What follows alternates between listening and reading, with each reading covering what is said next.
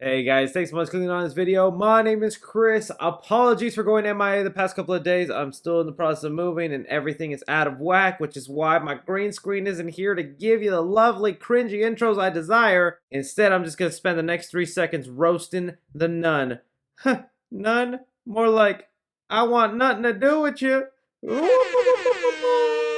Alright, cringiness out of the way, let's get into the review. And also, I just want to quickly say, I was only able to watch this movie early thanks to Cinemark Theaters reaching out to me, offering me, my family, and my closest friends a private screening of The Conjuring, The Devil Made Me Do It. And heck, this isn't exclusive to me, you guys can do it too. I know a lot of us still feel unsafe to go out in public, but if your local Cinemark is anything like mine, they have taken the necessary precautions to not only make sure you feel safe, but that the environment you're going to is clean. But even if that's not enough for you, they do offer the option for a private watch party starting at $149 for 20 people. You divide that up, that's little over $7 a ticket. And if not, ball out and go by yourself. It is a great experience to just talk out loud and tell the characters to shut up when the monsters come without anybody else giving you that side eye. I'll leave a link in the description if you guys want to look to your local Cinemarks for scheduling a private screening. And again, thank you so much to Cinemark for offering that for me and my family. Really appreciate it. So with The Conjuring 3, it is the third entry in the Conjuring series,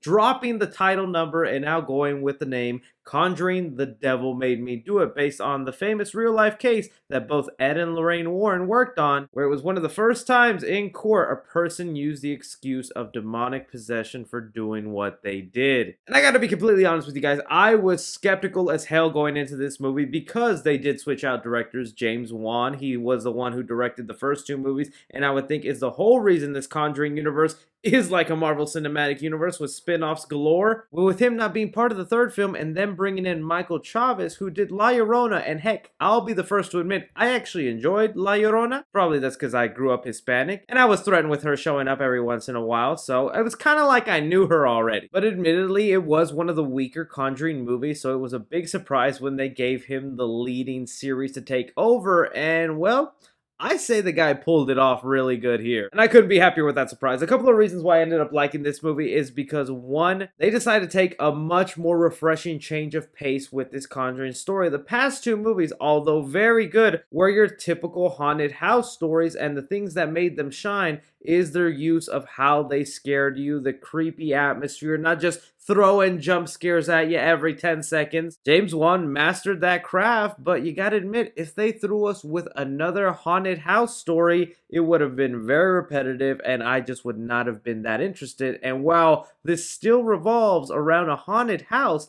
the way it's told really surprised me because, one, we know the story that this is about a guy who went to court and said that he was possessed by a devil and that's why he did what he did. So I think we all assumed we were about to get a court procedural, something where Ed and Lorraine Warren would be on the stand, maybe cutting back to flashbacks of what was actually going on. Then it's left up to the audience whether to decide this man is guilty or not. But no, there is no Law and Order, the Conjuring movie. This actually is an unraveling mystery going on to why this individual was possessed by a demon and who actually was behind all that. That was a mystery I actually did get behind, and the twists and reveals involved with it surprised me even more and also fleshed out this world really well to where, of course, you could have spin-offs. But aside from that, Michael Chavez also managed to pack in quite a heartfelt punch because at the center of it, this is an Ed and Lorraine Warren story. You get even a little bit more backstory into how they met. Their love is full focus here, and you can tell that they are seasoned investigators, that they're kind of tired of it now that they've seen it all, even though they continue to be surprised. If we're talking about the scares here, that's one of the things I actually enjoyed about La Llorona. I thought Michael Chavez did have a good handle on how to scare you without over-relying on jump scares, and he continues to prove that he can do that here. Putting all those wonderful positives aside, and me admitting that this is a good Conjuring movie, it's one of the better ones that they've made, I enjoyed it. I will firmly say this is, though, the worst Conjuring out of the main three. Because while the story was refreshing, different, and we got a little bit of insight into Ed and Lorraine Warren, by the end of the film, it just felt like a nothing case. It was like, oh,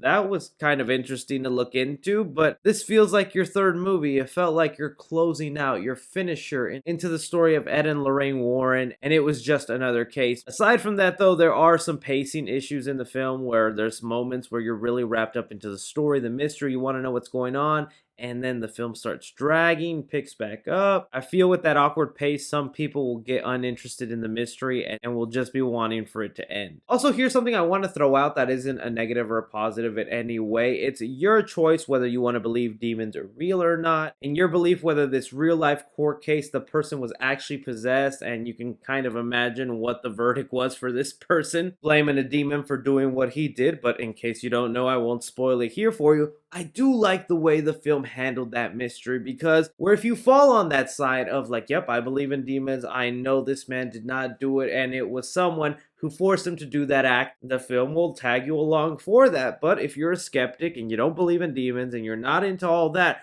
the film also manages to put it in a way where it's like, okay, maybe the demon thing didn't happen and instead this happened. And I don't know, I appreciated the movie doing that because it didn't have to. We're watching the third film into a series. I think a lot of us are already into that belief or buying into this universe, even though most of these are said to be true stories. I like how they're still keeping a grounded nature to them. So for The Conjuring 3, The Devil Made Me Do It, I'm going to give action 2.5 stars. There isn't a lot of going on. It is a lot of talking, interviewing, finding out what's happening, unraveling a mystery, and then an occasional horror sequence ensues. Commenting the film, I'm gonna give it 1 star. You're not really here to laugh, and they haven't been particularly funny films. Of course, you have a joke here and there to lighten the mood, but they don't overplay it. Drama in the movie, I'm gonna give it 3 stars. I was intrigued enough with the mystery at hand, and then towards the final act when they kind of reveal what was really going on, I was like, whoa, I would love to see more of that world. Horror in the film, I'm gonna give it 3 stars. Unfortunately, the peak horror scene happens at the very beginning of the movie with the little kid who's actually in WandaVision. Julian Hillard, fantastic work, but it kind of sucks that the movie gave you the best sense of scare at the very beginning, and then it's slightly downhill from there with the scares. And suspense the movie, I'm gonna give it 3 stars because I was glued into the mystery. It was just that of the pacing of the movie where then I was starting to lose interest, but then something new would happen where it picked me back up into it. Casual fans, I'm gonna give this a B-. Cinephiles, I'm gonna give it a B-. And critically, I'm going to give it a C+. For The Conjuring 3, The Devil Made Me Do It, I think it's worth a watch in theaters. That is, again, if you're feeling safe to go like I was, with Cinemark offering me a private screening with just my closest friends and family. The way they keep those theaters tidy, clean, and nice, and the taste of that popcorn, literally my favorite place. They didn't pay me at all to say that. Literally, Cinemark popcorn is bae. But stay tuned, guys, because later today, if not tomorrow for sure, I'll be revealing the new studio. It'll finally be done, and hopefully you guys will dig that, but most importantly, the videos will be more regular now. Don't forget to like and subscribe. Follow me on Twitter at 3C Film Review. As always, I'm Chris. Take care.